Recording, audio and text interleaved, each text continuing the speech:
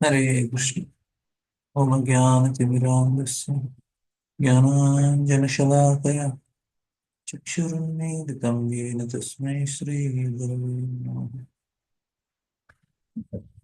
So we'll continue our discussion on 13th chapter. So we're quite way behind. But Prabhupada want to share some important things, so we'll go according to Prabhupada's desire. So here we'll just do a revision of what Prabhupada is telling. Here Sutta Goswami continues to speak to Saunaka Rishis after hearing the description of Dhruva Maharaj's ascent to Vaikuntha Loka. Vidura became very much enlightened in devotional emotions and he inquired from Maitreya as follows. So Prabhupada is telling devotees are they don't get tired in hearing about Krishna. That's the first thing. And then says, I know that great says Nara is greatest of all devotees. He has compiled the Pancharatri proposal devotional and directly met the Supreme Lord. So he asks that he is glorifying the devotees is very important. So he is glorifying in the assembly of Prachetas about Dhruv Maharaj. So Prachetas, while all the Prachetas were executing religious rituals and sacrificial ceremonies and thus worshipping the Supreme Lord, the great sage Narada described the transcendental qualities of Dhruva Maharaj. And then he says, my dear Brahmana, how did Narada Muni glorify the Supreme Lord and what pastimes were described in the meeting? I am very eager to hear. Kindly explain. So any class is happening, we want to know, we attended a very wonderful seminar or we attended a retreat. So then we are interested to know what all things happened in the retreat, what lectures and what topics were discussed. So we are eager. So here also we see Vidra is very eager. The great sage Maitreya replied, my dear Vidra, when Maharaj Dhruva departed to the forest, uh, then Utkala, he did not desire to accept the throne. So how Utkala is Mahabhagavata, his qualities are glorified next two verses. So how he is Brahma Bhuta Prasannatma. Utkala appeared to be less intelligent person on the road, to be foolish, dumb, deaf, mad. So all these symptoms are there so that he don't get distracted. He was completely absorbed in the Supreme Lord. So he is mostly Bhajananandi. So then they did not keep him. King Vatsara then they made Vatsara the second son of Dhruva into the king. And then Vatsara had a very dear wife whose name was Sarvabhiti, and she gave birth to six sons. And then further, we have seen their descendants goes further, and where it stops at Anga. The wife of Anga, Suniti, gave birth to a son named Vena, who was very crooked. The saintly king Anga was very disappointed with Vena's bad character and left home and kingdom and went out to the forest. So that was the important thing. And Prabhupada writes very nice principle here that monarchy is better than democracy because if the monarchy is very strong and regulative principles within the kingdom are upheld very nicely, even 100 years ago, in the state of Kashmir of India, the king was so strong that if a thief was arrested in this kingdom and brought before him, the king would immediately chop off the hands of the thief. As the result of this severe punishment, there was practically no theft case within the kingdom. Even if somebody left something on the street, nobody would touch it. The rule was that the things could be taken away only by the proprietor and that no one else would touch them. So here now, presently the judiciary system is not very strong. People are not punished very severely because the human rights will come and all these bogus people are there. Means I'm not telling human rights people are bogus. I'm telling that there are so many people who misuse everything. That's the point. So there are so many people who don't know the human rights and all these things. why human rights have to come? Because there are people who are exploiting. So that's then the human rights people came, and then there are so many rights for women, rights for employees, rights for no, all these rights, because people on the top are not responsible. They're exploiting. Previously, the kings were giving protection. So we discussed this point also. There was protection that was given. That's why it was easy for the people below to trust them. Now they don't trust the leaders. That's why all these rights movement come. And they are not wrong actually, but sometimes they also go into extremes. That human rights people, they go into extremes, and they try to protect somebody who is guilty also. So this is another problem with this type of systems. So it always goes in extreme. Nobody is balanced. So these people are also not very reasonable. They are also uh, they also are behaving in a particular. So all these things, we cannot say this person is right, wrong nowadays. Everybody has their own limitations. So we just have to continue with whatever situation we are. So now if somebody is cutting the hands like this, then the whole world there will be criticism for the kingdom. Even if somebody left something on the street, no, the rule was the thing could be taken on by on away only by the proprietor, and no one else would touch them. In the so-called democracy, where there is a theft case, the police come and take note of the case, but generally the thief is never caught, nor is any punishment offered to him. As a result of incapable government, at the present moment, thieves, rogues, and cheaters are very prominent all over the world. Like there was an incident of here in India, we have this chain snatchers. So they come on bike, and some woman is walking, and they try to snatch the chain of the woman. That became very, very increasing. So many thieves were doing it. And one of them, he did almost like 20 or 30 times. He was caught many times. He was sent to prison. But the punishment for that is only very small punishment. Few months you can be in prison and come out. He used to come out, again do it. Again they used to catch him. Again they used to put in prison. Then he did, and because of that, many such chain snatchers incidents were increasing in the city, in Hyderabad city. I was talking. So what they did, the police, they took this fellow who did many times, and he killed them. Said it's an encounter. Encounter means like he is running away and he is trying to attack the police, and then police said he is trying to attack us. To protect ourselves, we killed him. Of course, everybody knows it is it's a bluff. They purposefully killed him because they could not handle him anymore. He said so many times he's going and coming out. Once he was killed like that, then all the chain snatching incident they reduced by 80%. Now everybody understood that if we are caught, police may kill us also. And same thing happened in the state of Uttar Pradesh. The chief minister of Uttar Pradesh, he also started killing all the mafia. They're they're coming and voluntarily surrendering, but the government still they were actually big mafia gang leaders.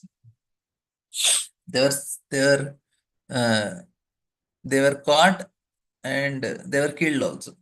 So they are told it's an encounter. They try to run, they try to do this, and then they finished, killed them. So in that way, it was he protected the state, we can say, at a great level. So the point is that we have to understand that the king should be like that, very strong. Then only something will happen. Vidura inquired from the sage Maitreya, "My dear Brahmana, King Anga was very gentle. He had high character and was saintly personality and lover of Brahmanical culture. How is it that such a great soul got a bad son like Vena, because of whom he became indifferent to his kingdom and left it?"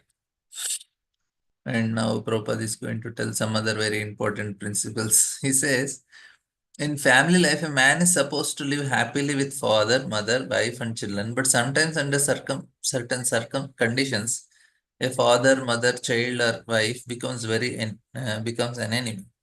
It is said by Chanakya that a father is an enemy when he is too much in debt. Mother is an enemy if she marries to a second time. If a wife is enemy, she is very beautiful. Son is enemy who is foolish. So in that situation, in this way, when the family becomes members become an enemies, it is very difficult to live in a family or remain in a householder. So generally, such situations occurs in the material world. Therefore, according to Vedic culture, one has to take leave of his family members just after his 50 years, so that the balance of his life may be completely devoted in search for Krishna consciousness. So Prabhupada has very revolutionary ideas. Actually, it is true also. It's not revolutionary. It's actually the truth of life. And who, father is enemy if he has debt. Mother is enemy if she married second time. Now, if this rule is told, then actually, if Prabhupada is writing marriage for second time, but if she has a partner, then also she is an enemy. So this is becoming very common now. Extramarital, the amount of in India, especially the corporate world and all, this is increasing so much. The percentage is increasing. I got to hear a very big percentage, but not from reliable sources. So I'm not quoting the number, but the number is increasing, big number. The wife is an enemy if she is very beautiful. And this is true also. And then son is a foolish rascal, he is also an enemy. If you have such things, better to no, it is either forest or home, it's same only. Chanakya Pandit says. And then Vidra also inquired, how is that great sage, sages who are completely conversant with religious principles, described desire to curse King Vena, who himself carried the rod of punishment and thus awarded him the greatest punishment. So it is understood that the king is able to give punishment to everyone, but in this case, it appears that the great sages punished him. The king must have done something very serious. Otherwise, how could the sages, who are supposed to be greatest and most talented, still punish him in spite of their elevated religious consciousness? It appears also that the king was not independent of the Brahmanical culture. Above the king was the control of Brahmanas, and if needed, the Brahmanas would dethrone the king or kill him, not with any weapon, but with mantras or Brahmashapa. The Brahmanas are so powerful that simply by their cursing, one would immediately die. So this is also nice point that they don't interfere. They just want somebody responsible who is not selfish, who want to give protection. And if you cannot give it, then come down. If you are doing mischief, we'll punish you. So then what happens? Now, this is important principle. If I want to do something good to the society, the most important thing is I should have somebody above me whom I am following. Then only it is possible. Otherwise, not possible because our mind will get corrupted. That is for sure. Like no parents tell to children that you should follow whatever we are saying, and then the children will see whom my parents are following. They are following their mind. Then the children think they will do what they want, and they are telling us to do what they are telling. Uh, then it won't match to what you are speaking. If they see that you are following a guru, you have a counselor or some guru above you, and whom you are sincerely taking guidance and following, that gives the children faith that okay, I should also follow somebody because they are also doing it. Without we following anyone, we cannot tell them it is not correct. So here also in Vedic culture, this is very compulsory. Somebody is above all. The kings had Brahmanas above them. They have to follow whatever Brahmana says. There is no option for them. And Brahmanas, they had a guru and they had scriptures to follow. The Brahmanas are very strict with the scriptures. So here we can write that in Vedic culture, there is,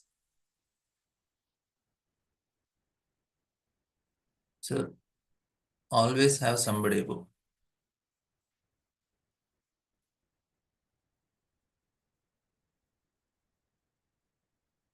So this is the principle. And in this, we understand that no, the family members, how their enemies, and it is he had high character and was saintly person, lover of Brahmanical culture. So extreme cases are mercy of Lord only, and one has to uh, live home in extreme cases. That is safe for him, spiritual life especially. And then next translation. It is a duty of all citizens in the state never to insult the king, even though he sometimes appeared to have done something very sinful. Because of his powers, the king is always more influential than all other ruling chiefs. According to Vedic culture, the king is supposed to be represented to Supreme Lord. He is called Naranarayana. Sorry, called Naranarayana. Appears in human society as a king. It is etiquette that neither a Brahmana nor a Kshatriya king is ever insulted by citizens, even though a king appears to be sinful. The citizen should not insult him, but in case of Vena, it appears that he was cursed by the Naradevas. Therefore, it was concluded that his sinful activities were very grievous. Now, here the point is that they, even though they are sinful in the sense, they say they have committed some wrong activity, they are killing animals ruthlessly, or they have done some crime here, there, but still they are working on giving protection to the citizens. That's why they are not insulted. The that means the bigger aspect is seen, that the greater aspect is they are selfless. At least they are giving protection. So that aspect is considered. So king is never insulted in the sense that he is taking that responsibility. So because of that responsibility, we don't we say okay, he has done something here and there. We will oversee that. Just for the uh, like say he has 99 80 good qualities and 20 are bad, because the number is 80, it is more benefiting. That is why it is given. So maybe 20% of his conditionings are bad. We have to tolerate it because 80% is good. So that's why king is never, so never insulted, because he is doing a greater job. So he's doing this greater job of protecting. So that is of protection. So that aspect is very much considered. So they know that he's doing mistake, but they oversee it. So Vidura requested Maitra, my dear Brahmana, you are well conversant with all subjects, both past and future. Therefore, I wish to hear from you all the activities of King Vena. I'm your faithful devotee. Please explain this. Explain this. So he says that Vidura accepted Maitra as spiritual master. A disciple always inquires from the spiritual master, and the spiritual master answers the questions, provided the disciple is very gentle and devoted. Krishna Chakravarti says, by the mercy of spiritual master, one gets the mercy of Lord. So this is, unless the disciple is very submissive to devotee, so it will not happen. This is the point. So here Maitra is asking, and then Subhidra is asking. Maitra says, my dear, once the king, great king Anga arranged to perform a great sacrifice known as Ashwamedha. All the expert Brahmanas present knew how to invade the demigods. But in spite of their efforts, no demigod participated or appeared in that sacrifice. Prabhupada has nice things to say. He says, the Vedic sacrifice is not an ordinary performance. Important. It's not an ordinary performance. The demigods used to participate in such sacrifices, and animal sacrifice in such performance were reincarnated with new life. So animals in that sacrifice. So it's a very special thing. In the age of Kali, there is no powerful Brahmana who can invite demigods to give renewed life to the animals. Formerly, the Brahmanas, well conversant in the Vedic mantras, could show the potency of the mantras. But in this age, because there were no such Brahmanas, all such sacrifices are forbidden. The sacrifice in which horses were offered are called Ashwamedha and then Kvalamba, not for eating purpose, but to give them new life in order to show the potency of the mantras. So in this age, only Sankirtan. Now here, how it is that they already perfected. They are doing everything perfectly. And then in between, then they feel that, okay, let us try to prove whether it is all happening properly. Then they sacrifice, not that, okay, first we'll sacrifice and then mantras are not working and the poor animal died and did not get any new life also. It is not like that. They already perfected. They got demigods. Demigods are coming and then they're offering to the oblations to demigods. Demigods are coming, different demigods, Indra, Varuna, Vayu, Yama. All these people are coming, taking their share. And then that time, then they say, okay, now we'll give some animals also sacrifice to see that it is going good. So like that. So now people, they don't understand only all these things. They say they are sacrificing animal. It's a science. So Vedic sacrifice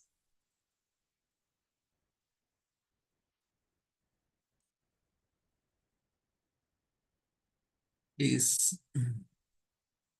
you know, is very scientific. So it has very nice reasons, and the priest engaged in sacrifice then informed King Anga, O king, we are properly offering the clarified butter in the sacrifice, but despite all our efforts, the demigods do not accept. O king, we know that the paraphernalia to perform the sacrifice is well collected by you with great faith and care, and it is not polluted. Our chanting of Vedic mantra is also not deficient in any way.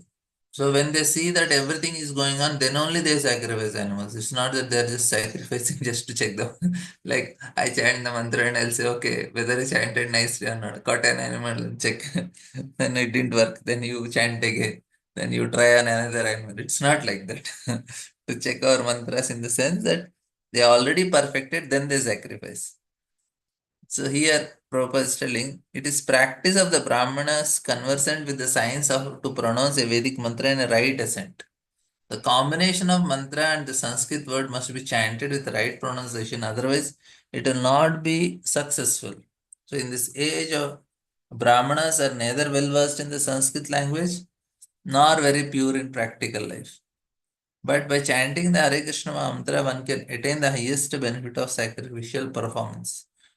Even if the Hare Krishna mantra is not properly chanted, it still has no much potency. Sorry, it still has so much potency that the chanter gains the effect. Very, very nice purport. So here the pronunciation is should be very pakka. The science of pronunciation. so, so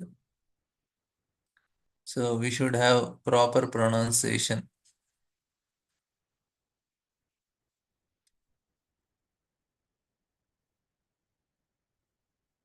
Proper pronunciation is must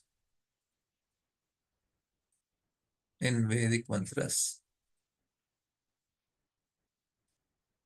Hare Krishna mantra is Vedic mantra also, but for Hare Krishna mantra, full benefit in chanting Hare Krishna. No need of pronunciation.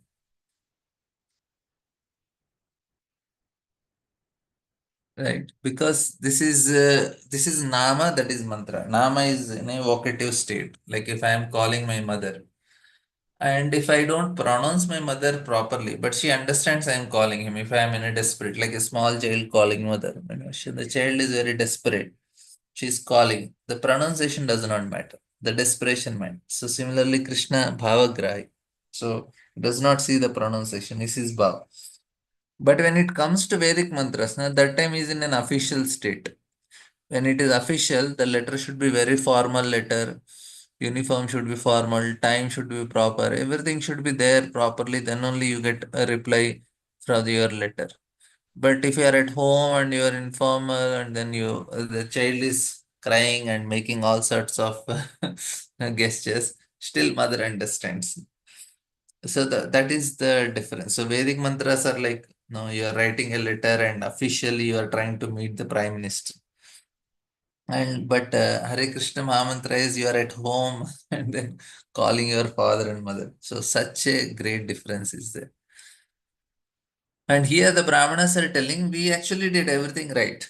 There's no problem in terms of our chanting and in terms of ingredients. So nowadays we don't get proper ingredients also to perform yajna. So that is also another problem. We need so collected, no proper ingredients in Kali Yuga. So paraphernalia should be perfect. Should be good. Right.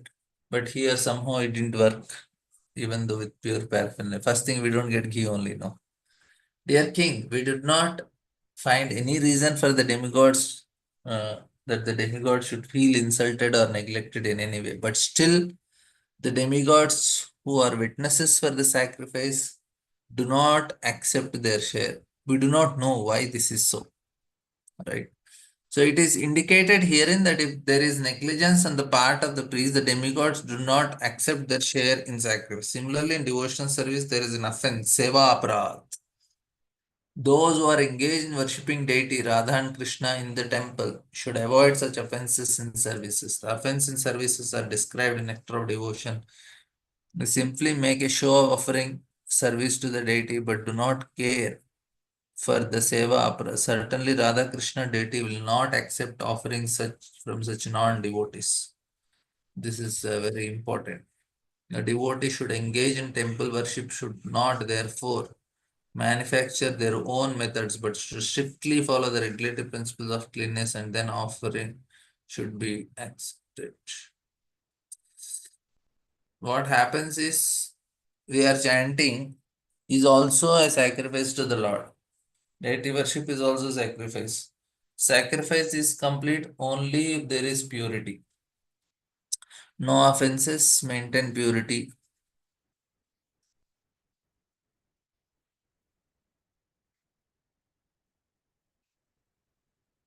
Follow rules. So these are the things Prabhupada is telling in the purport. So three things should be done. We should not commit offenses, follow the principles, and maintain purity. Then only Lord will accept our akir. Then Lord will accept our service or sacrifice. Service means actually sacrifice only. We have to sacrifice our sense gratification if we want to serve. Otherwise, it won't work. Maitreya Vacha Ango Dvijavacha Shrutva Yajna Yajanama Sudurmana Tat Prishtham Vaja Vasrajat Vacham Sadashyam Sadanu Anujaya. Maitreya explained that King Anga, after hearing the statements of the priest, was greatly aggrieved. At that time, he took permission from the priest to break his silence and inquired from all the priests who were present in the sacrificial arena. So, maintain silence in sacrifice.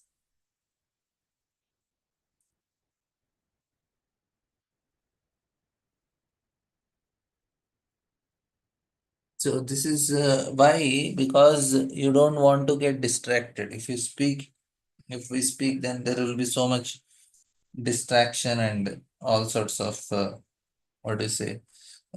So much things will contaminate our mind. So better is to keep silence. If you don't have anything to talk about Krishna, just keep silent. So all this time the sacrifice is happening. Generally, the Yajaman is to keep silent because uh, he don't want to get distracted. He don't want to disturb his mind. So that's the main purpose. Maintain silence in sacrifice. And then he says, King Anga, address the priestly order. My dear priest, kindly tell me what offense I have committed. Although invited, the demigods are neither taking part in the sacrifice nor accepting the share. So only if they accept it gets only when accepted by demigods, sacrifice is complete.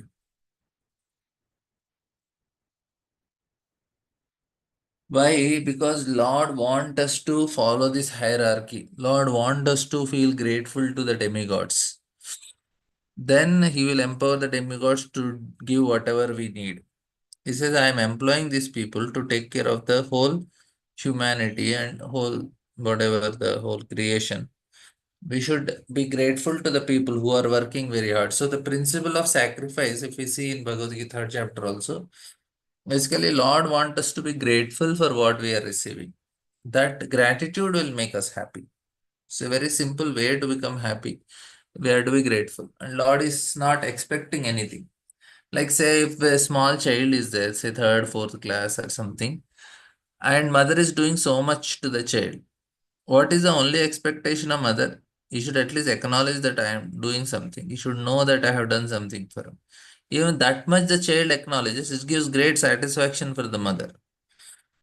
Similarly, Lord is doing so much. Everything is done by Lord. All the senses, creation, maintenance, everything is done by Lord. He's only giving us senses. He's giving food. He's giving us strength in the senses. He's giving protection in many ways. And if we are not acknowledging Him, then it's a disaster. So that is the point of the purpose of Yajna is basically that only to make us feel grateful. So here, and then Lord is because Lord created some hierarchy and He expects that we follow that.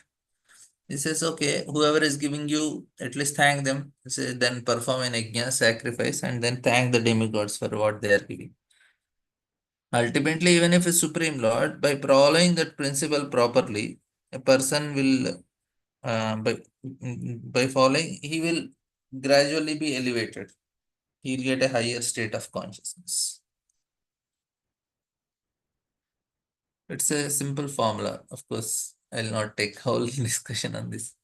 The head of the priest said, O king, in this life we do not find any sinful activity, even within your mind. So you are not in the least offense. But we can see that in your previous life, you performed sinful activities due to which, in spite of your having all qualifications, you have no son. And this is the reason he says. So our karma actually is the cause of karma punishes. Karma.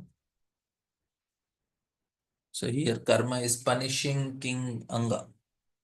The purpose of marrying is to beget a son, because a son is necessary to deliver his father and forefathers for any hellish condition of life in which they may be. Chanika Pandit therefore says, Putrahinam Graham Shunyam. Without a son, married life is simply abnormal. King Anga was a very pious king in this life, but because of his previous sinful activities, he could not get a son. It is concluded, therefore, that if a person does not get a son, it is due to his past sinful life. That's the. So that means the karma is punishing us.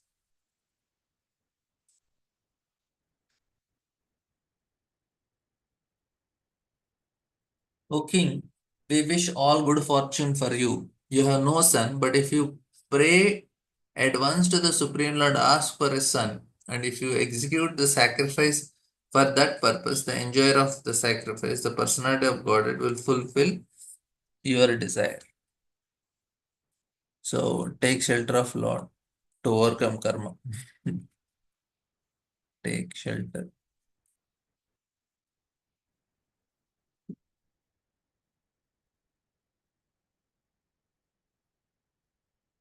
So this is how he was advised. Okay.